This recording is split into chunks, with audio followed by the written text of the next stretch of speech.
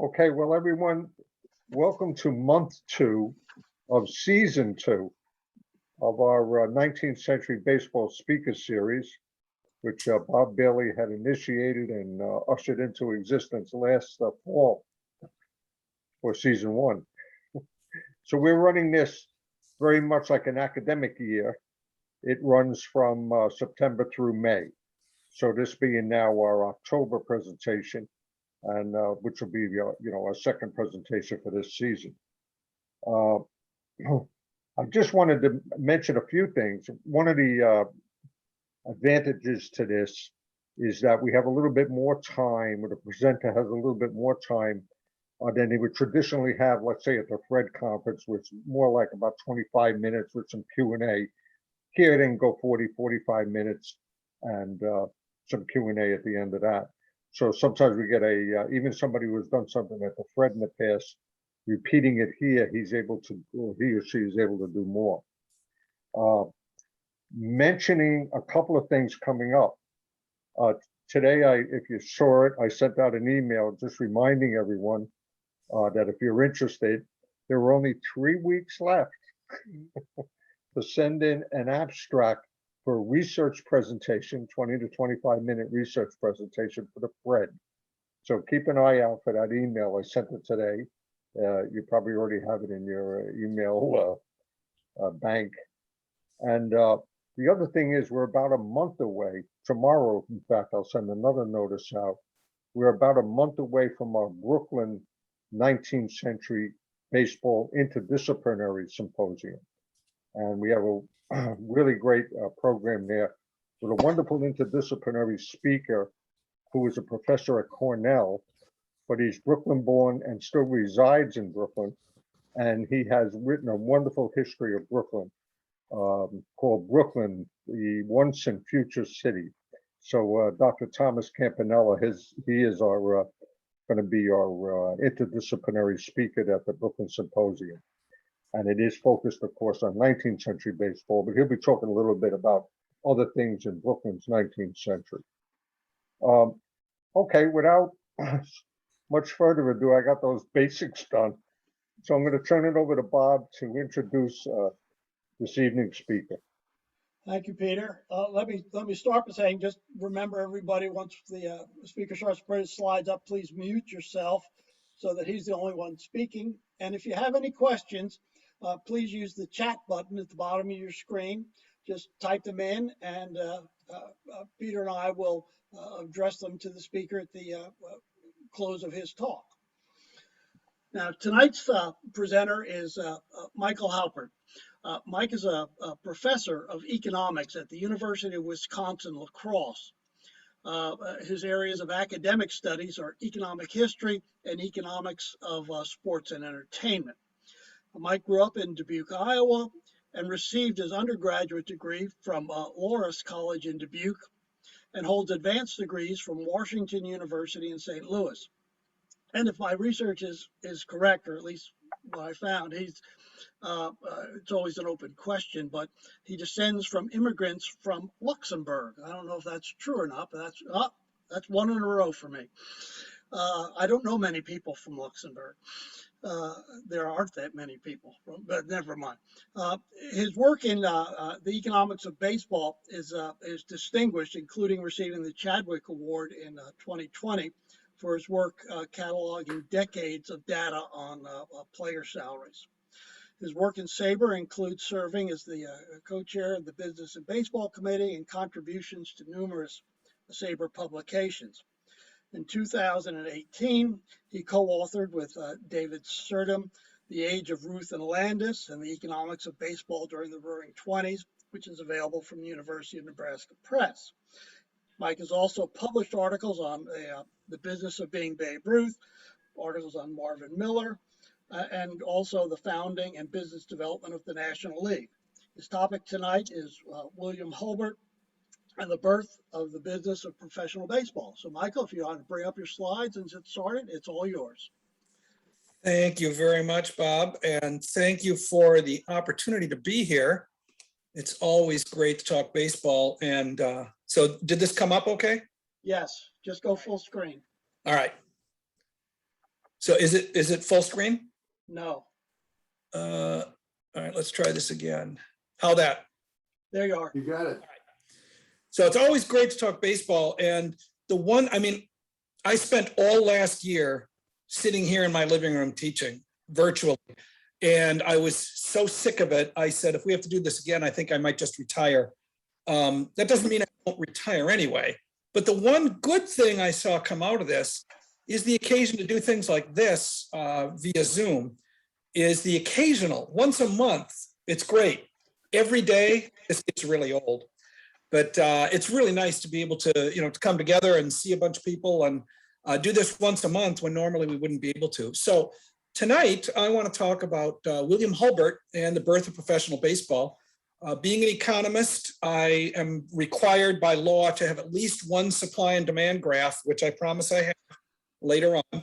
But I want to talk a little bit about Hulbert's life, what he did, but more importantly, what I want to focus on is how he formed not just the National League, but a framework for every team sports league in North America. And so we're going to see that the innovations that he made, the things that he put into place, were the framework on which the Major League Baseball has been built, the National Hockey League, the NBA, and the NFL all use the same framework that Hulbert did. So William Hulbert was born just about 15 miles away from Cooperstown. And I like to say he was born 15 miles from Cooperstown, and it took him about 120 years to get there. Because at the age of 4, his family moved to Chicago, and his father was a grocer, and he went into the grocery business. He became a very successful grain merchant, ultimately became a very big civic booster for the city of Chicago.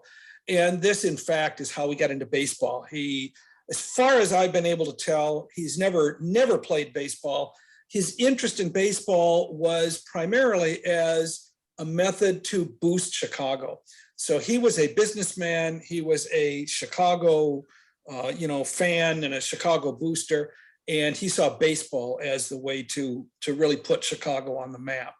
And this, of course, started, the inspiration for this was the success of the 1869 Red Stockings, not the financial success. The team did not make money, but it did bring a lot of attention to Cincinnati. And that really infuriated people from Chicago.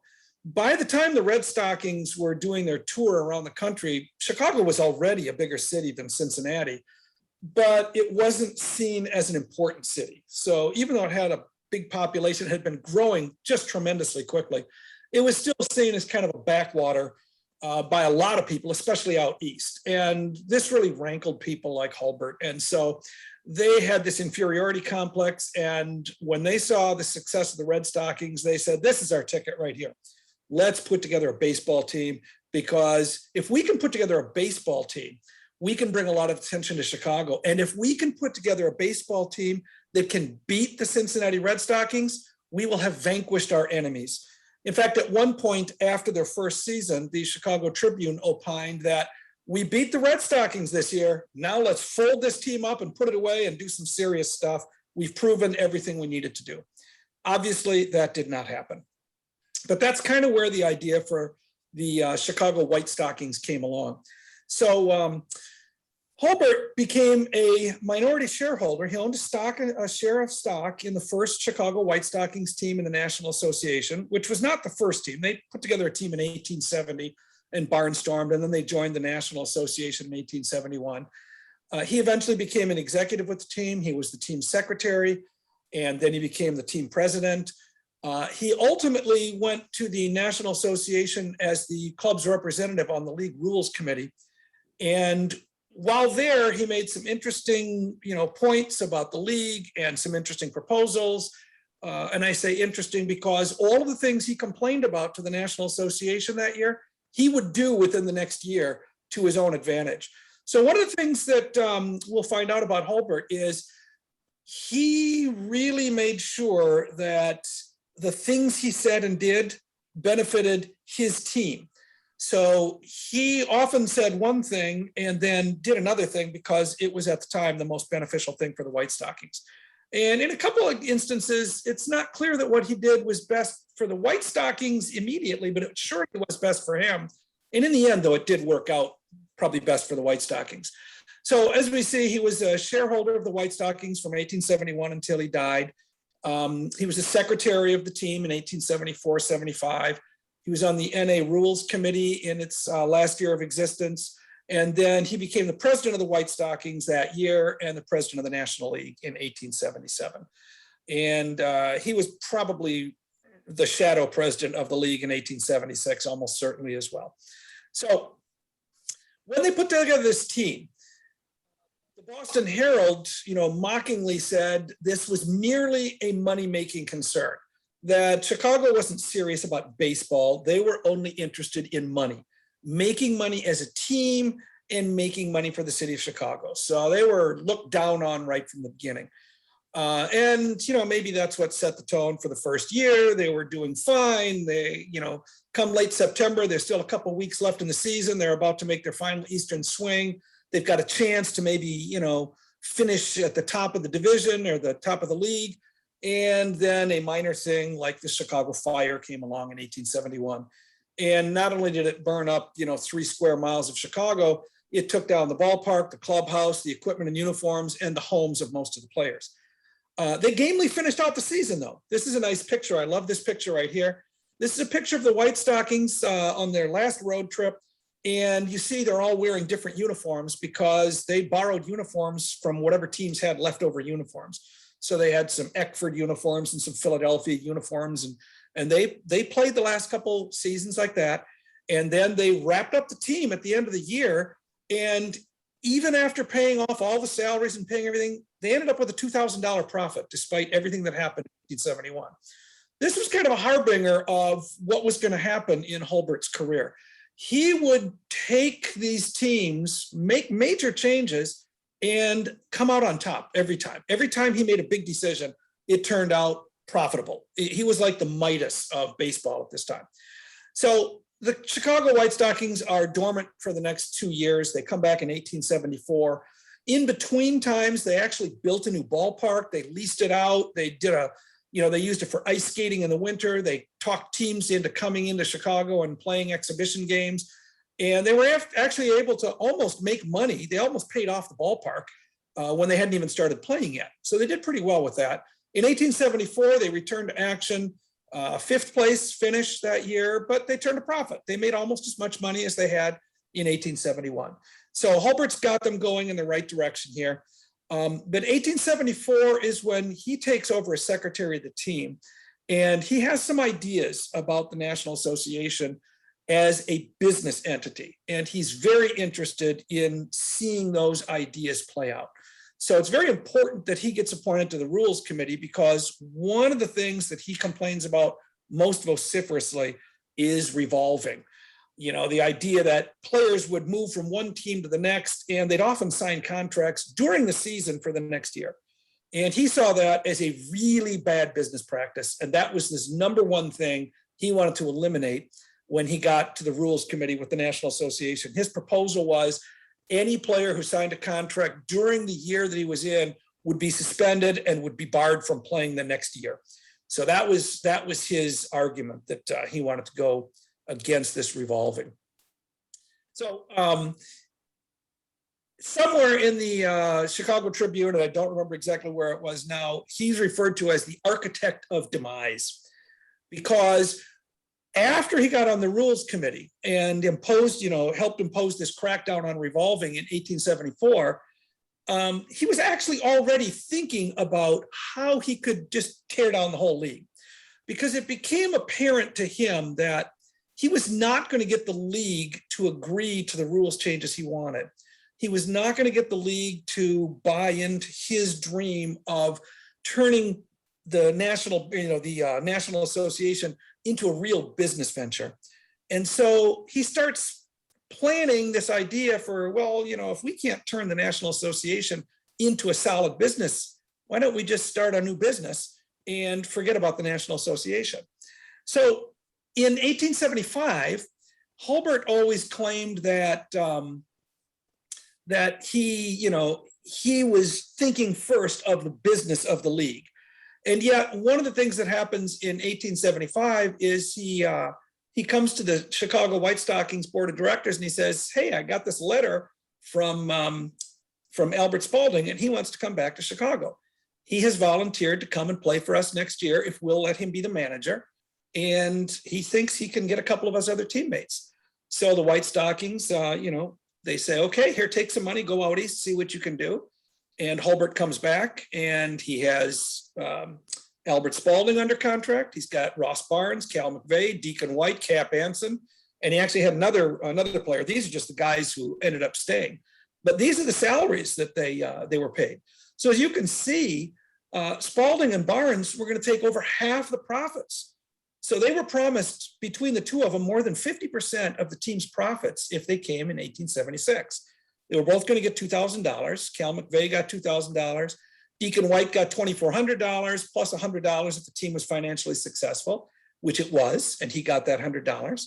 Cap Anson got $2,000, but demanded a $400 advance, which ultimately was kind of his undoing because he tried to get out of that contract. I don't need to be telling the story to this group. I'm sure you already know this. He tried to get out of the contract and his wife actually said, well, we've already spent the $400, so let's just go to Chicago. And he went to Chicago and never left. One of the arguments for the reason he didn't ever leave is because, as you'll see, he became a part owner of the team later on.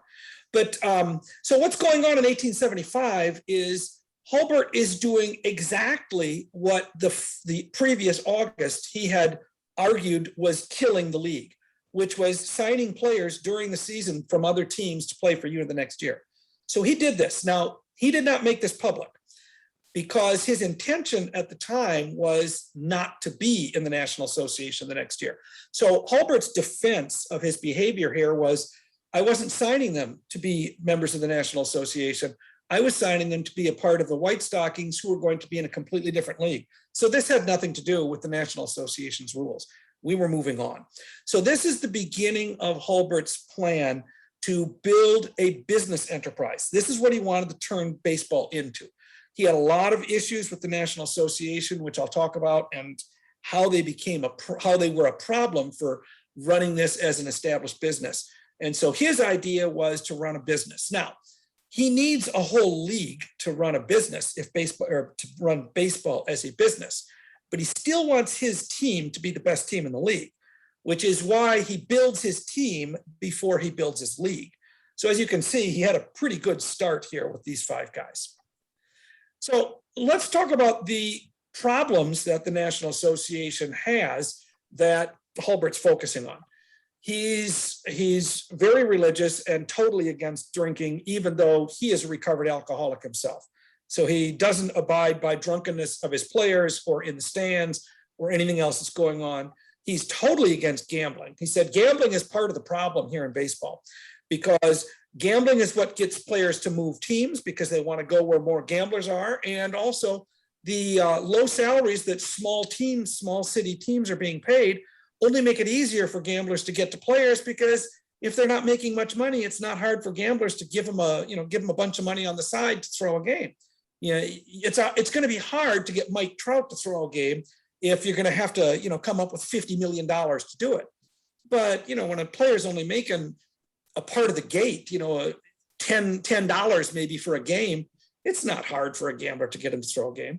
The other problem that he had was that the way the league was made up. The league was made up of pretty much whoever wanted to join it would pay $10 and join the league. And teams didn't always finish their schedules. In fact, there wasn't a single year of the 5 years of the National Association where every team played the same number of games. Some teams just wouldn't finish out their schedule. Some teams would quit playing in the middle of the year. And Hulbert's big complaint was the bigger cities in the East, like the Bostons, the New Yorks, and the Philadelphias, didn't always come out west and play in Chicago and St. Louis and Louisville, where they would have been big rivals and they would have been big gate attractions. And so this really rubbed the Western teams the wrong way because they would spend their money and go out east and play and they'd get a percentage of the gate and it would be a nice gate. And then they'd come home and they'd advertise these games and wow, we're going to get New York and Philadelphia. The big teams from the East will come in and we'll make a lot of money selling a lot of tickets. And then at the end of the year, they may or may not come back. And they'd say, well, maybe we'll come for one game or no, we're just not going to come at all. There's no reason to. So the other reason that Hulbert was against the National Association was for its poor business setup. He said the low entry fee is a problem because it lets clubs come in that aren't financially viable. And these are the clubs that either can't afford to build a nice stadium, can't afford to pay players, or can't afford to go on trips. So they're the ones who have poor gates when we travel to them. They have bad teams when they come to us. Nobody wants to see a bad team. And if they don't have enough money, they don't even come to play in our stadium. So we lose those home dates. He said that's a problem. Plus, those people tend to pay their players not salaries, but shares of the gate, which makes those players more susceptible to gamblers. So that's another problem. If people think that the game is fixed, then they're not likely to come and see the games anyway.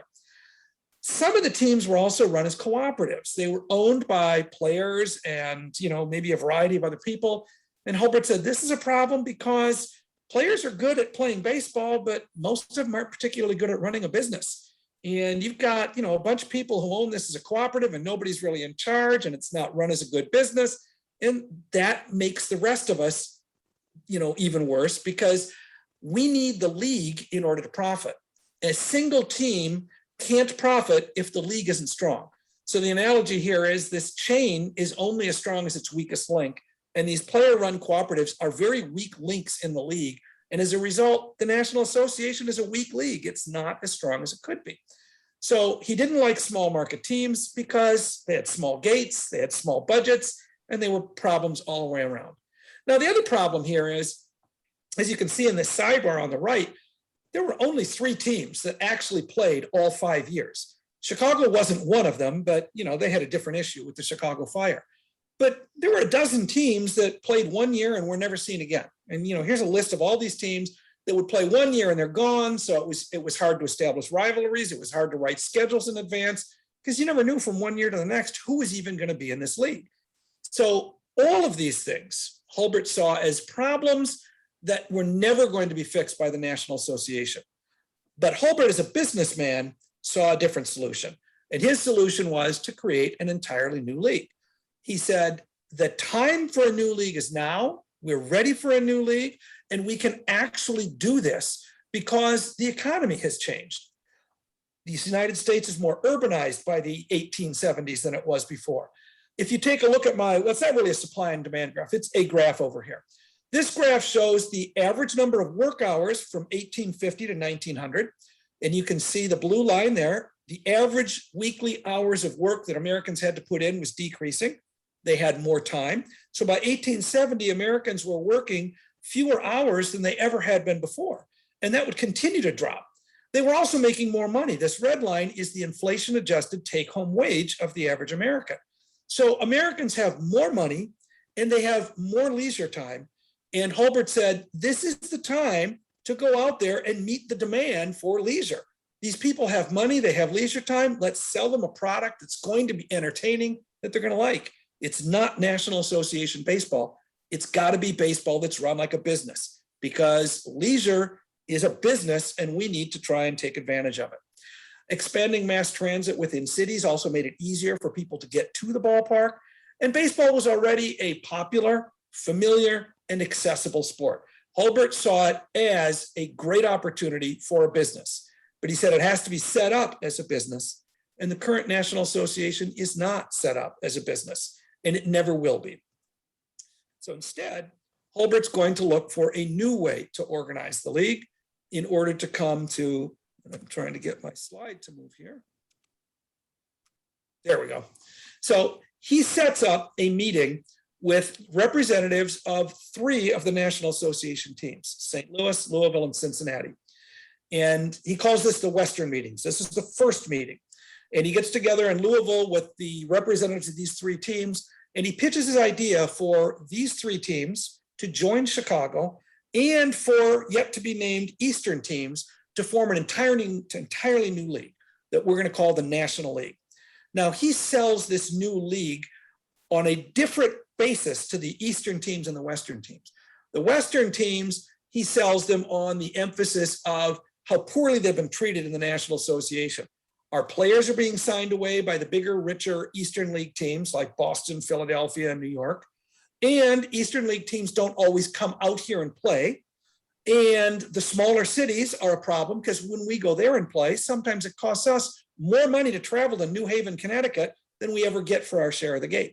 But if we set up a league which requires everybody to play all their games, which requires minimum size for a city to get involved, which requires teams to sign their players only after the season is over, so you don't sign players away during the season, we will be better off. So that's how he sells it to the Western teams. He says, hey, join me, leave the National Association, come to the National League, we're going to be better off. Now, when he goes out east, he has to sell it a slightly different way because New York, Philadelphia, and Boston don't need to leave the National Association to make money. They're already making money. He sells them on making even more money. So he says to New York, Philadelphia, Boston, and Hartford, which we'll talk about in a minute, he brings in and he says, hey, you guys are making money, but if you join this new league, we're going to run this league as a business, not as an association of ball clubs. We're going to run it as a business. We will have 8 business entities, and we will only allow the wealthy teams to get in from cities that have at least 75,000 population, unless we vote to amend that, which we're going to do for Hartford here in a minute. But I can promise you that you will make more money this way, because if there's one word a businessman likes to hear, it's let's create a monopoly. We're going to create a monopoly of the best baseball players in the biggest cities, and you will be the only team in your city allowed to play in this league with all the best players. We will elevate this league to the best quality baseball because we're going to have wealthy owners in big cities that can pay high enough salaries to attract the best players, and we're going to keep everybody else out. You will get geographic exclusivity. If you join the league, you'll be the only one within 50 miles of your ballpark to be allowed into the league. We will be in the Premier League. We as a league will be the only ones who can decide if anyone else comes into the league. And as a result, you will be able to earn monopoly profits. Now, the other thing he promised was once we become this league, this Premier League, and hold the monopoly, we'll be able to play this on the other side and reduce costs. Because if we're the Premier League and we're playing the best baseball in the biggest cities, we'll draw the best players. And if we're the only place they have to go, then we can agree not to bid against each other for each other's players by reserving some of these players. Ultimately, the reserve rule is going to come in. It's not strictly Hulbert's idea, but Hulbert is a big champion of this idea. So Hulbert sets up this idea that baseball can be a profitable leisure time business if we do it right. And that's how he brings in the Eastern teams. He brings in New York, Philadelphia, and Boston, even though they didn't need to leave the National Association. They were making decent money as it was, but they're sold on the idea of making even more money. And Hulbert says, look, let's get the players to specialize at playing baseball. They will have nothing to do with owning the teams. We will own the teams. Businessmen will own the teams. Businessmen will run the teams. We know how to run businesses. We know how to do this well. We'll make a monopoly profit here. Now, ultimately, they let Hartford into the league, even though it's smaller than the minimum size, because they want Morgan Bulkley. They want Morgan Bulkley's money. They want Morgan Bulkley's political clout. They want Morgan Bulkley's name. They even make him the league president the first year, although he's largely kind of probably a figurehead president doing pretty much what Hulbert wants. But Bulkley's team is allowed to come in because they want Morgan Bulkley. It helps lend prestige to this new league.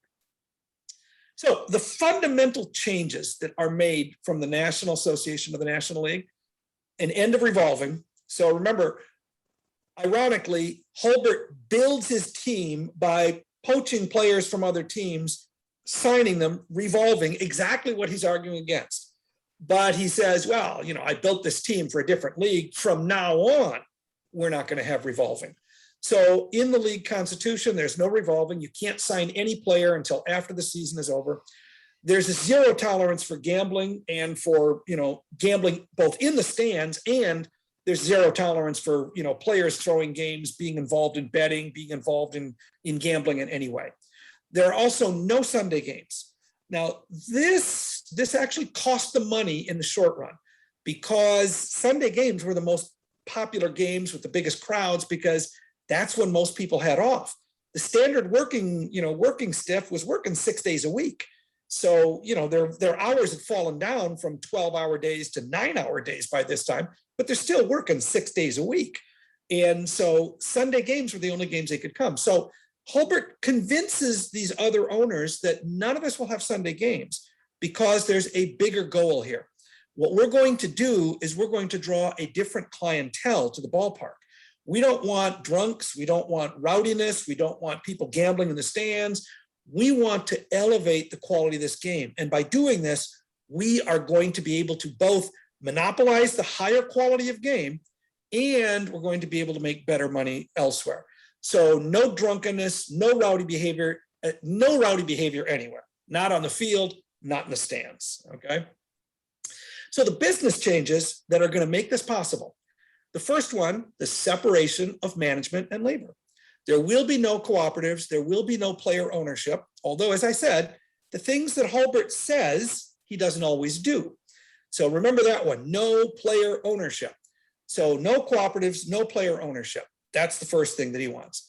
No small towns. We don't want small towns because they don't draw well, which means visiting teams lose money when they go there because it costs more to travel to New Haven or Keokuk than it does to than they get from the gate. We're also not going to share the gate. We're going to pay a guaranteed fee. And then if we want, we can share the gate. But you've got to cover these traveling costs. That way the teams will make all their trips. We're going to increase the admission fees to 50 cents per person. Every stadium has to charge that. And anyone who violates anything in our league constitution, we're going to kick out. So further business changes, standard contract. Every player is going to ultimately sign the same contract. We're going to charge players daily board fee to play, to play on the road. They'll have to help pay for their food and board. They'll have to give a uniform deposit that will hold the players to the team. Ultimately, we're going to see a reserve clause. Eventually, we're going to eliminate every competing league. And they do that. The National League is going to knock off all comers as they go along. They also enhance the product. If we're going to charge 50 cents, we got to make this a better product. If we're charging 50 cents, we're not going after the working stiff. We're going after the people who have this money. Well, that's why we do things like raise the price, try and eliminate the rowdiness and the drunkenness, and try and attract a higher clientele. We're also going to try and attract women. Here's where Hulbert takes a business lesson from vaudeville. Vaudeville raised up its standard and became the family and the highbrow entertainment industry for about 30 years until it's knocked off by the movies. And they did it by eliminating what had been its calling card initially, which was, scantily clad women, beer drinking, rowdiness, catcalls, and hooliganism in the audience. It kept women away, it kept families away, and it kept everyone who had, a higher standard away. Vaudeville changed all that by eliminating the beer, the catcalls, the rowdiness, the drunkenness, raising the prices, and drawing a higher clientele. And Hulbert says this will work for baseball too. So for baseball, he creates a fan-friendly stadium environment. He raises the price to signal that it's a higher standard of quality. He doesn't allow the sale of alcohol at ballparks, so that cuts down on drunkenness. If you're drunk, you're thrown out. Hulbert hires policemen to come into his stadiums to throw people out if they get drunk or rowdy. He builds luxury boxes, not quite as luxurious as those today, but they're seats with cushions on them. They have awnings over the top to protect them from the sun. They have bathrooms for women to go to. So he wants to create, as he says, an atmosphere befitting of a genteel woman. Because he said, if you can get women to the ballpark, that means we've established the higher quality standard that we want. And that's where we're going. Now, of course, Hulbert is also interested in making money for himself. So he makes sure that he has a good team, which he'd already done the year before he started the league by signing some great players that we saw. Hulbert also has built a ballpark and, recognizes that it's empty most of the year. But one of the things he argued against was renting out the stadium to anybody else on Sunday. This is actually going to be why Cincinnati gets kicked out of the league in a couple of years, because he doesn't want anybody renting the stadium out on Sunday, because he doesn't want the stadium to get associated with Sunday ball, low quality playing, and beer drinking. So he wants the stadium and the team to be seen together as a high quality entertainment. So high quality entertainment includes things like flooding the rink and using ice skating, which the White Stockings had already done. They started doing that before they even came back from the fire. And, they did that for many years. They had an ice skating rink business that was run out of their ballpark. So he improves the product by making it a higher quality product, what we call conspicuous consumption. He wants to draw people who are not working class. He wants to draw people who are, upper class. And he wants to make this a go-to event. So he gives out free tickets to the press. He gives out free tickets to politicians. He wants to draw high profile people so that other high profile people will come. Upgraded seating, season tickets, ladies, special ladies days. He gets rid of what he called the undesirables in the bleachers, by getting rid of alcohol sales at the ballpark and raising admission to 50 cents.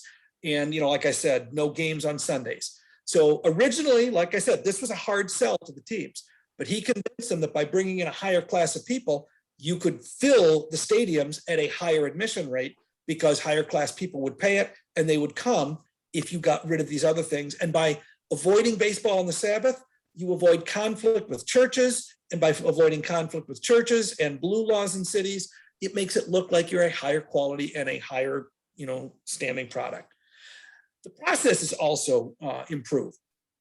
The example of the National Association that I gave before, teams were coming and going, players were coming and going. During the 5-year period of the National Association, out of all the players who played at least 2 years in the league, less than 1 in 5 played the entire time with just one team. Fully 50% of all of the players changed teams at least 3 times. And 4% of the players played on 5 different teams in those 5 years. So you never knew what the roster was going to be year to year. Fans could never tell who was going to be on the team. Players were up and moving all the time. In the first 5 years of the National League, that didn't completely stop, but the numbers changed a lot. 27%, 1 in 4, better than 1 in 4 players never changed teams in the first 5 years. And only 1/5 of the players changed teams more than twice in the first 5 years.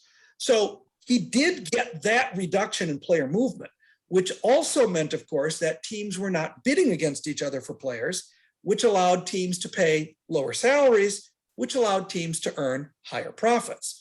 So this was part of the idea. Some of the innovations that Hulbert came through, which exist to this day in every professional sport: territorial exclusivity, fixed schedules. So the first year into the National League, Hulbert established a fixed schedule. He said, no more of this National Association, work out with the team and schedule the games whenever you want. He said, that's too easy for teams not to come and visit you then. So he works out a fixed schedule. Here are the dates you will play in each city. And now every team knows exactly when you're going to come, which means I can now start marketing my schedule in the beginning of the year, which means I can now sell season tickets because I know exactly when each game is and who each game is going to be. And I can also sell advertising on the schedules that I'm now printing and passing out to people. So fixed schedules, uniform contracts for players, a roster of umpires. We're going to hire umpires professionally instead of each team providing the umpire, and eventually the reserve clause. So every one of these things is a fixed, is a standard of every team sport in the United States. Reserve clause still exists to a certain extent, right? I mean, baseball, the reserve clause exists for the first 6 years. And in football, I forget, 3 years for the rookie contract or something? So all of these innovations that Hulbert made and established for the National League will become the structure upon which all North American sports leagues are ultimately built. Now, Hulbert is also, remember what I said, Hulbert is also watching out for his own team. In 1876, the charter of the National Association team that he moved into the National League expires. And during the season, the Chicago Tribune at one point remarks, the White Stockings haven't announced any of their players that they've signed yet for next year. We don't even know if any of their players are going to be back, but we trust that Hulbert is doing whatever's best for the White Stockings. Well, Hulbert was doing what was best for him, and ultimately it probably was best for the White Stockings because he was allowing the charter to expire. In fact, it had expired, I think it had expired in like June of that season. And so legally, he couldn't sign anybody to a contract because he didn't have a ball club. All he was legally allowed to do was wind up the ball club and end its business affairs. And he actually started doing that. During the 1876 season, so the first year of the National League, he's letting the charter expire and he's buying up the shares. At the time, there were 59 shareholders and there were 70 shares in the White Stockings. He's buying up the majority of the shares. And when he gets to the majority, he announces that the charter has expired and he's retiring it, and he has rechartered the Chicago Baseball Association as the Chicago Ball Club. And there are now only 32 shareholders instead of 59. And the largest shareholder is one of his co-workers, William H. Murray. And note who the next two largest shareholders are. Remember, no players were supposed to own teams. The second and third highest shareholder for the new White Stockings Ball Club are Albert Spalding and Ross Barnes, who are active players on the team. Hulbert himself only has 26 shares at this time, but over the next couple of years, he'll accumulate shares and he'll become the majority shareholder. Only 7 shareholders are invited to come back from the Chicago Baseball Association into the new Chicago Ball Club. So Hulbert reorganizes the team. It benefits him greatly, but it also does something that he had been arguing for, which was concentrating ownership. The 59 shareholders in the original Chicago Baseball Association were spread out in very small amounts. The largest shareholder only had 5 shares. Now in the rechartered ball club, one shareholder has 50 of the 200 shares. And actually it was chartered with 200 shares, but 200 shares were never actually sold to the public. So we have one person who actually owns almost 1/3 of the shares right from the get-go. That's really what Hulbert is after. And he correctly sees that a team that has at least nominally one person in charge is going to be much stronger than a team that is, trying to be run as a co-op with 50 people, for example. So the legacy of the National League, the very first year, they ejected the 2 largest city teams because they refused to fill their schedule out. At the end of the year, neither New York nor Philadelphia would come back west and play the remainder of their schedule, which violated the league constitution. And that year at the league meeting, they took a huge gamble by ejecting their 2 biggest markets, the 2 strongest teams, the 2 biggest names from the brand new league. They kicked them out because, as Hulbert argued, if we don't kick them out now, we will lose all credibility for anybody else. We will not be able to maintain our monopoly. We will not be able to maintain our control over the players because we will already be seen as a league which doesn't live up to what we say. And what we say has to be lived up to because the reputation is what's going to allow us to maintain this monopoly. The next year, they kick out another team. Louisville gets kicked out of the league. Well, Louisville doesn't get kicked out of the league. Several of their players get kicked out of the league for gambling and throwing games. Louisville, as a result, collapses, folds their team, and so does St. Louis, who had signed several of their players to play for them. So 2 more of the original teams are gone. And then in 1880, Cincinnati is ejected. In the first 6 years, the league rotates through 17 different teams, which looks a lot like what the National Association did in its 5-year existence. And yet Hulbert is able to keep the teams together by controlling who comes in, by very carefully allowing teams to come in, and by judiciously eliminating teams that don't follow the Constitution. Over the 135-year, 45-year existence of the National League, they vanquished 5 challengers by running 4 of them into bankruptcy and merging with the 5th, and the National League is still going strong. Hulbert's legacy? Well, he's got a league that's 145 years old. The NFL, the NHL, and the NBA were organized on the exact same principles that Hulbert laid out. And it only took Hulbert 113 years after his death to get elected to the Hall of Fame after every one of these other executives, none of whom, I would argue, were more influential to what baseball is today than William Hulbert actually was. So the fact that he finally got elected means I don't have to champion for him. So I want to say thank you to a few people here who were really helpful in my research. Bruce Allardyce provided me with a lot of information on the organization of the National Association of White Stockings. Jack Bales has written the book to read if you are interested in the 19th century Chicago White Stockings, or as the title of the book says, the Cubs before they were the Cubs. There's a lot of great information on Hulbert and the White Stockings in the Chicago Cubs collection at the Chicago Historical Society.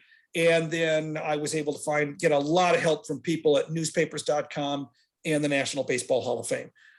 Thank you very much for the opportunity to talk about one of my favorite, subjects, which is baseball, and combining it with, my day job.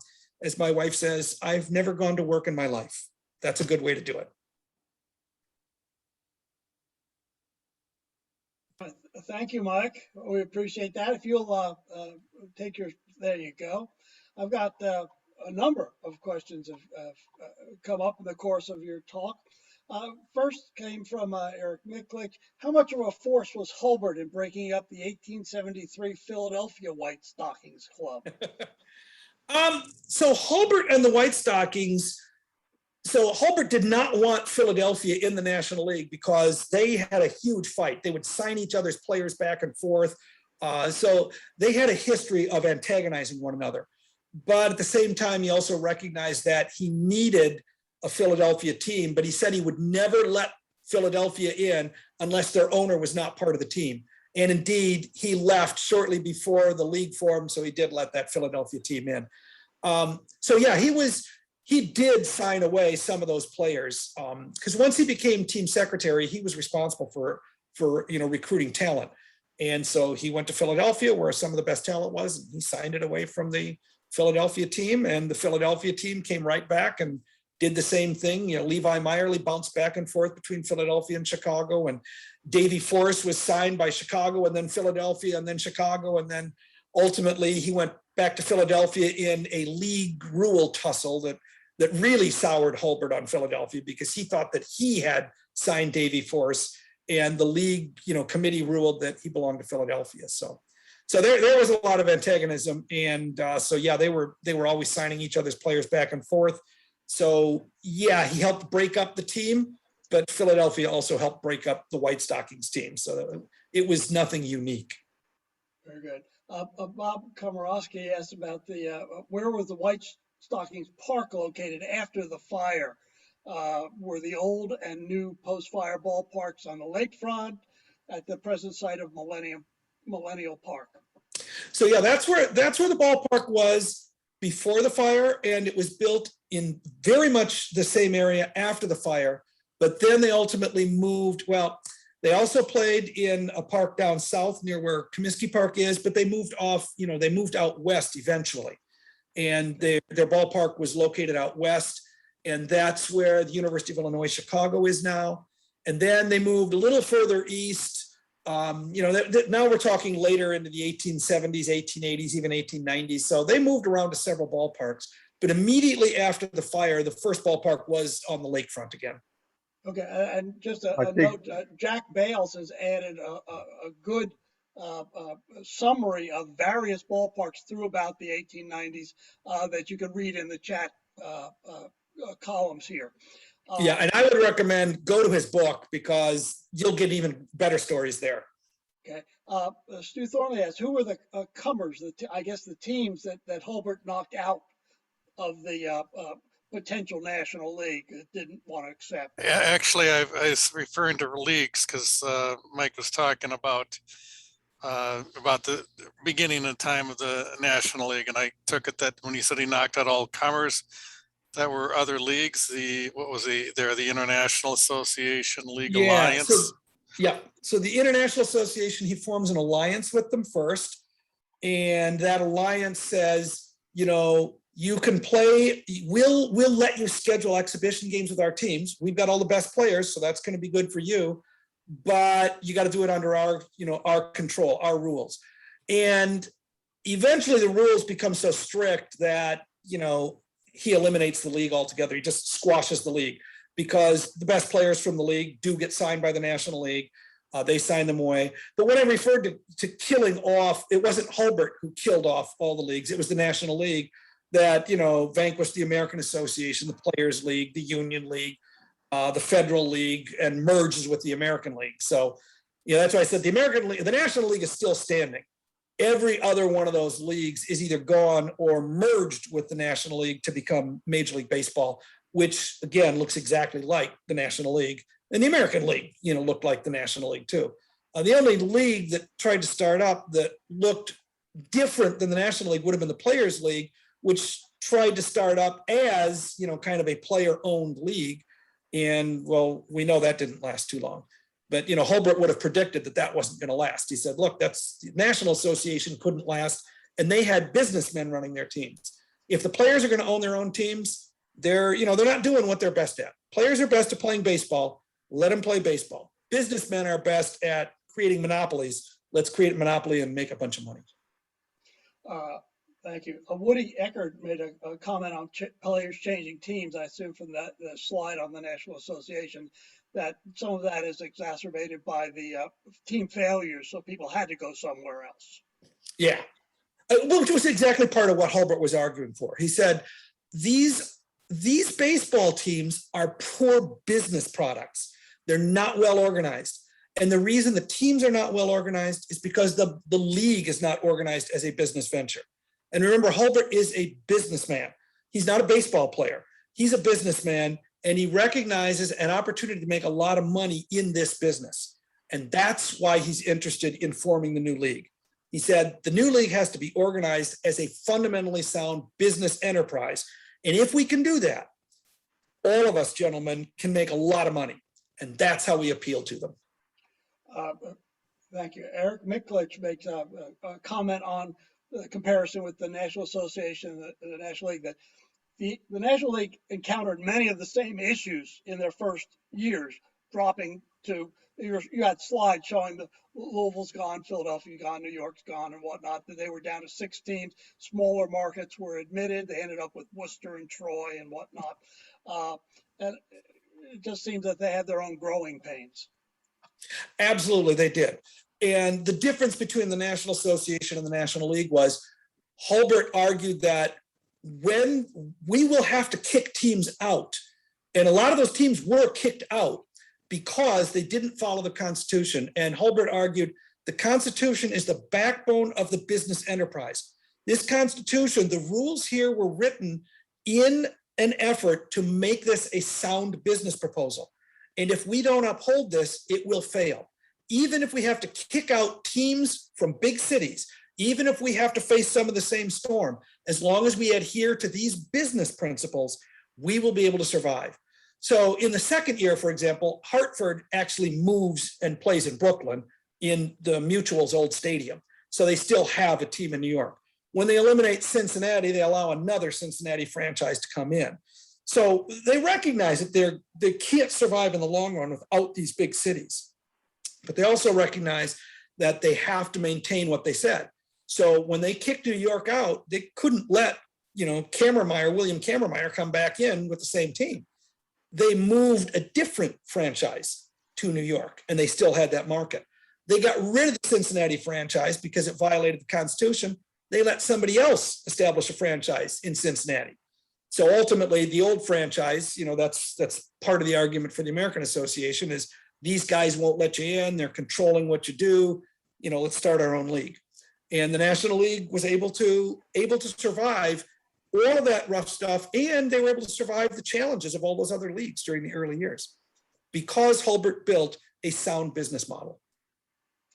Mike Slocum asks, what exactly is hippodroming? That's throwing games. So it's when when somebody pays you to try and lose a game. So that was the 19th century term for throwing a game, was hippodroming. You're going to play not to win. Is that a term from the entertainment world? Because the etymology of the term has arenas and whatnot. Yeah, I'm not exactly sure of the etymology of the term. One other question. Do we know any specifics about Harry Wright's thinking in joining the National League? Yeah, so Harry Wright was primarily interested in the quality of baseball. So Harry Wright was very much against drunkenness. Harry Wright was very much against, players throwing games. Harry Wright was, if Harry Wright had it to do, everybody would be an amateur and it would be a pure ethical game and all the games would be played in the field of dreams. And that's what the world would be like. But Harry Wright was also practical. And while he disagreed with Hulbert on a lot of things, he did like the things that Hulbert was pushing for. End of hippodroming, end of revolving, end of gambling, end of drunkenness. And he thought that that business model that Hulbert was proposing, even though he was not a proponent of baseball being a business. He wanted baseball to succeed, and he saw Hulbert's model as the best way forward. He did not believe that the National Association model of baseball was ever going to get better. And so he decided that the National League was the lesser of two evils. If it has to be a business, as long as it's a business where baseball itself can thrive, then I'm going to throw my weight behind that. And so that's why he did get involved with that. From very early on, he was involved. Shannon Gordon asked, when did the National League end their ban on Sunday games? Not until after the competition got pretty fierce with the American Association, after Hulbert was dead. So after Hulbert was dead, they eventually relaxed playing on Sundays. They eventually would relax selling beer. They eventually would allow teams to set their own admission fees. But by the time these things were being done, the National League was well established and everything that Hulbert had set in motion had been accomplished. In other words, baseball was now a business framework. The American Association was run on the same model, basically, as the National League, that is making it a business. Some of the ideas were different. We're going to allow play on Sunday. We're going to allow beer sales, but beer sales are good for business in our model. And playing on Sunday is good for business because we'll draw more people. But by then, baseball had already moved beyond, kind of the chaos that you used to see in the National Association. So the American Association, I would argue, came along at a time where they could afford to be a little more lax. They could afford to play on Sundays. They could afford to maybe have some drunkenness in the stands because the National League had already kind of established baseball as a business. And so they did it by adhering to a very strict line. We're going to give up the income we could make on Sundays and by selling beer in order to establish a reputation that now other people are going to bank on our reputation. And I would argue that's what the American Association did. And that's why it was able to succeed as long as it did without having to start off as strict as the National League did. Mike, thank you. That's the last question I have for you. Interesting enough, there's one question left there for Joanne Hulbert, asking if she had any connection to William Hulbert. I think it's her second cousin, 4 times removed, but nevertheless, thank you very much. Very, very informative, entertaining, and knowledgeable. We appreciate you taking the time and putting this together, and we look forward to hearing you again someday. Well, thank you so much for the invitation. I enjoyed it very much, and I look forward to seeing you in person in the future, everybody. So, very good. Peter, if you take it from here. Mike, I just want to say there's a couple of books that came out of about the winter meetings, which began in volume 1 here is 1901 to 1957, having to do with the business of baseball committee work mostly. And also, of course, the volume 2 of that 20th century version goes right into the 21st century from 1957 to 2016. These are all SABR publications. Great books. Our own committee was asked to then kind of do a prequel. So our prequel was the 19th century winter meetings, and 1857 and 1900. We actually broke it into 2 parts. And if you're looking here for 1876, I think you see your name there as the author of that, and we greatly appreciate that for and for helping so many of our other members with some of that vast knowledge that you had of the business meetings of the 19th century, particularly in the National League after 1876. Wonderful, Mike. Thank you again. Well, thank you. And I have been helped by other SABR members a lot more than I've been able to pay back. So that's what I've always said. For me, the price of the annual membership is worth just being able to reach out and contact all of this great knowledge out there. So I'm thrilled I'll be a member for the rest of my life because I always have questions and I can always find the answers in this group. So thank you so much. I really enjoyed this and look forward to next month's meeting when I can sit there and watch somebody else do the work. Kick back, right? By the way, Len Levin, our grammarian, has he actually copy edited all of those books. Okay, and for next month, Mike, so you know who's coming up and what's coming up. We're going to have Larry Phillips do a presentation on early baseball in Cincinnati.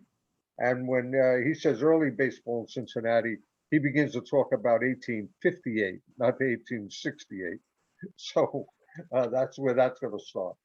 So we look forward to next month with Larry, and thank you again, Mike.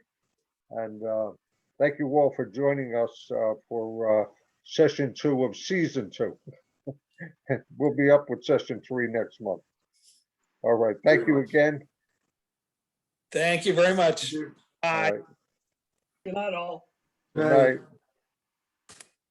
All right, Bob, I think.